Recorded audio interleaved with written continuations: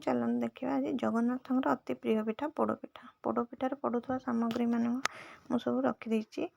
ताकू मु कहते चाउल मांडिया पोड़पिठाटा कर गोटे छोट बाउल नहीं चाउल चूना गोटे छोट बाउल मांडिया 2 ताटिया नहीं बोली मुझे 4 ताटिया पानी देती गोटे करेई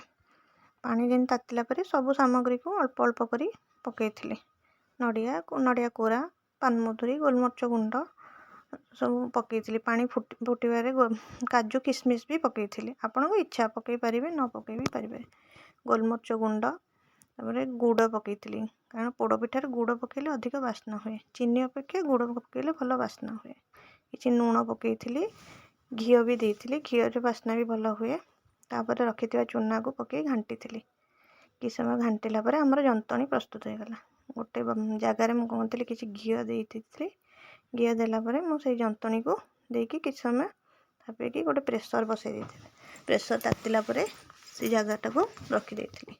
अध घंटा पर आमर हो गला पोड़पिठा देखो केते नरम हो बहुत भी टेस्ट लगुला मो झी आज आसी कहला मामा आज कर